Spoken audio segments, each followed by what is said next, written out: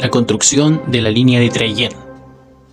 Desde que se inició la administración del presidente don Aníbal Pinto, se produjo en los círculos oficiales un marcado propósito de continuar la ocupación de la Araucanía y hasta de terminarla si era posible. Obraban como causales de ese deseo la importancia que a la agricultura y al comercio le venían dando el aumento de habitantes y el primer ferrocarril que se construía en el territorio desde San Rosendo a Angol. Una circunstancia favorable a este anhelo fue el ingreso al Ministerio de la Guerra del coronel don Cornelio Saavedra en 1878, precisamente el iniciador de la plausible y ya larga tarea de arrancar a la barbarie los dilatados territorios de la República. El general Urrutia recibió órdenes de disponer el avance de una división hasta el río Traillén, donde se establecerían algunas plazas militares, encomendándose esta operación al comandante de los zapadores del séptimo de línea, don Gregorio Urrutia, jefe de toda la confianza del ministro de la Guerra. En efecto, el 28 de octubre de 1878 partió de Lumaco hacia el este el comandante Urrutia, a la cabeza de una columna de 100 zapadores, una compañía de cazadores a caballo y 2 cañones servidos por 20 artilleros. A los 18 kilómetros se detuvo para construir un fortín que denominó Torre del Mirador. Dejando en él la guarnición necesaria, el comandante Urrutia avanzó otros 6 kilómetros al oriente y pidió principio a los trabajos en el lugar llamado Leveloin de un segundo fortín el 14 de noviembre. Pocos días le bastaron para que dejara más o menos habilitada esta obra de fortificación defendida por 100 hombres y siguiera su camino siempre en dirección al este, el 1 de diciembre. A los 10 kilómetros de marcha hizo alto en la margen derecha del río Traillén. Y el día 2 de este mes comenzó los trabajos del fuerte del mismo nombre, en tierras del cacique Marigual, y no distante de las antiguas posesiones de Quilapán. Fue esta construcción militar el principio del pueblo de Traillén, al poco tiempo lo floreciente y segundo en importancia después de Angol. No terminada aquí la nueva línea de ocupación, era necesario prolongarla hasta un punto en que se pusiera un dique a las irrupciones de los arribanos.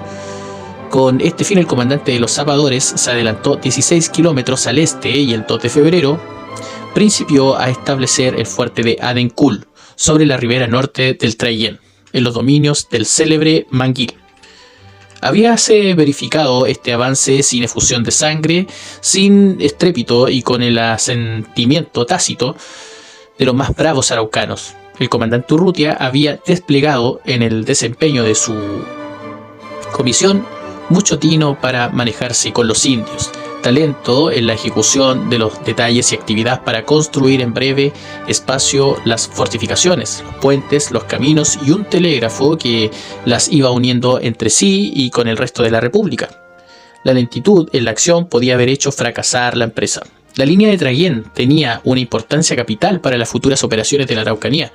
Incorporaba al territorio de la nación vastas zonas agrícolas, interponía entre abajinos y arribanos una muralla divisoria infranqueable y se metía en los dominios de los últimos, amenazándolos de cerca para el caso de algún intento de sublevación. Las serranías de Quecherreguas al norte y las de Ñelol al sur, eternas madrigueras de indios alzados y bandidos chilenos, quedaban asimismo al alcance de las guarniciones de los fuertes. Una jornada más y el ejército llegaba a los márgenes del Cautín, es decir, a la última etapa de esta marcha secular a través de las tribus araucanos. No costaba el erario nacional esta campaña tan afortunada más que 14.000 pesos. Uno de los motivos de la pasividad de los indios en presencia de la división invasora había sido la renta asignada a los caciques principales de la Araucanía. El general Urrutia, patrocinando esta forma de domar a las terribles jefes bárbaros, decía al gobierno que en circunstancia de estar empeñados en la obra de adelantar las posiciones del ejército, era prudente quitar del espíritu de los caciques influyentes todo motivo de prevención o desconfianzas y halagarlos con muestras de distinción y deferencia que les haga aceptable su dependencia del gobierno y de las autoridades constituidas. Se les aumentaron pues sus gratificaciones en 1878, al cacique Montri, por ejemplo, jefe y valiente inspirador de los arribanos, y a Domingo Melín, de los abajinos.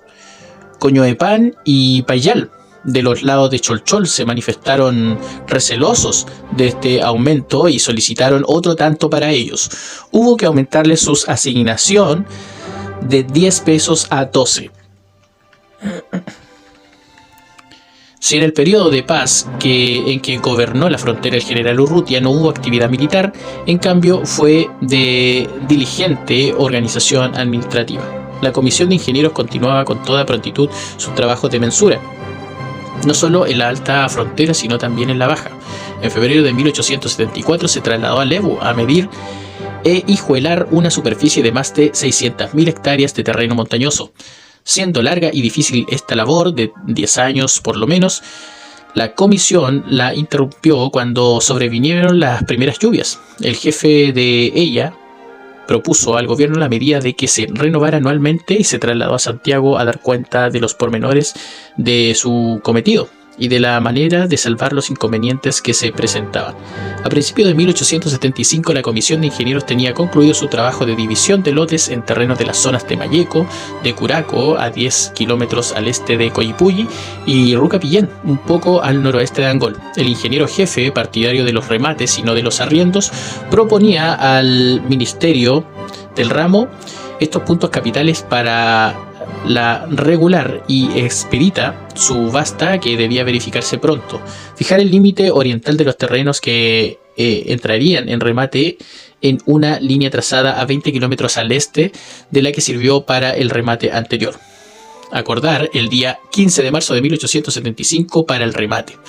Aumentar a 1000 hectáreas el número de 500 de que constaron las hijuelas del remate anterior por tratarse de terrenos de montaña y fijar el mínimo de tasación en 3 pesos.